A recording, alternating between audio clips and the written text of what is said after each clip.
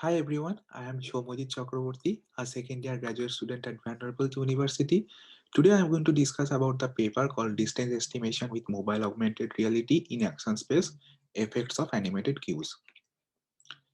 In today's era, we can develop augmented reality applications on various AR head-mounted displays such as the Microsoft HoloLens or the Z Mini, as well as on our regular mobile devices such as iPhones, iPads, or any Android devices. However, if you go through the AR literature in general, you will find that most of the studies have been conducted using various AR HMDs. In our study, we mainly focused on the mobile AR displays and we ran a distance estimation study using these devices. Our main motivation came from the distance perception paper by Liu et al. Published in 2020, where they compared the estimated egocentric distances of a virtual avatar and a real person shown through a mobile AR display. They found that the estimated distances were accurate up to 25 meters, but were underestimated at the farthest distance, which was, in this case, 40 meters. So, what did we try to see in our study? First, we tried to replicate the results shown by Liu et al. In our study because it is very unusual to get an accurate distance estimation result in AR, given that people used to underestimate distances in AR in general. Second, how can an AR experiment be performed in a distributed environment, or it can be said as in the wild? And lastly, we wanted to perform a study by adding a motion cue to the static avatar and wanted to see whether we can replicate the result by Liu et al. Or not. In our case, the motion cue would be a walking animation of the avatar. Now, a question can naturally arise: why were we interested in adding a motion cue to the avatar in the experiment? This is because we wanted to see how motion parallax influence the participants in their distance estimation in our experiment. That is the reason why we implemented a side-by-side walking animation to the avatar in our experiment.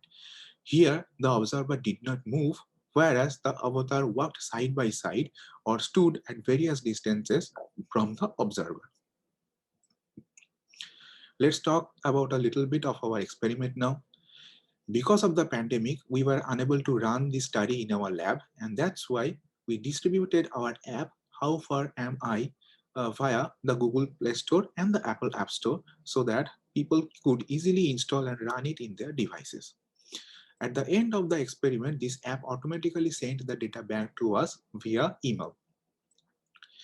During the setup phase of the experiment, the app at first sought consent from the participants. Thereafter, it asked them to provide some demographic information about them. After that, it asked the participant to search for a clear indoor or outdoor space of around 30 meters. Then it gave the participant some options to choose their preferred unit of measurements, which would be either yards or feet or meters. Finally, it instructed the participants to scan the ground and placed a dummy avatar on the ground at 4 meters from the device and asked them whether the avatar was standing at a good place or not.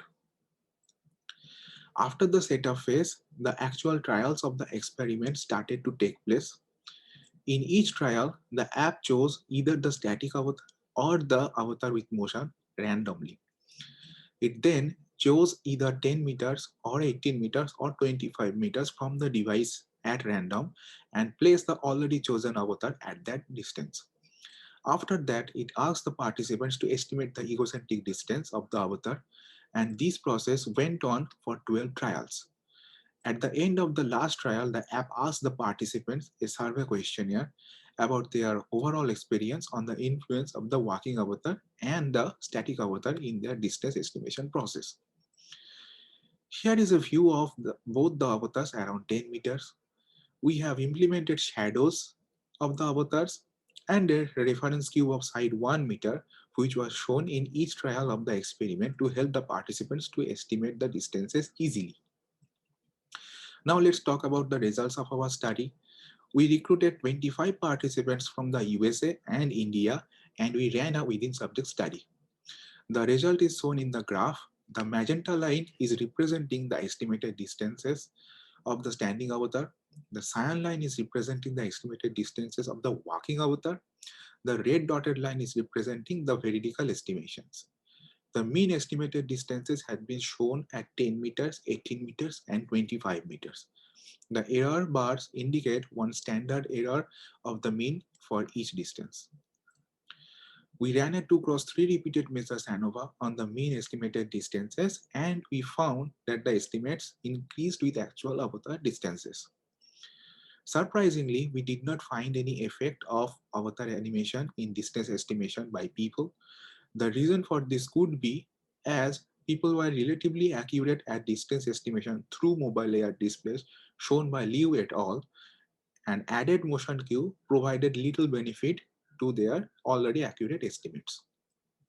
So, what can we take away from this study? First, we can use mobile AR displays to run remote studies efficiently, which might help researchers to carry on their experiments during the global pandemic. Finally, we found that the estimated distances were accurate in our study in general, which replicates the findings by Liu et al., which was a controlled study. I'd like to thank our sponsors and my co-authors for their continuous support throughout this study. I would like to thank you for listening to my talk, and I am happy to take questions now. Lastly, if you want to try the app in your phone, you can scan this QR code to install it in your device. Thanks for listening to me.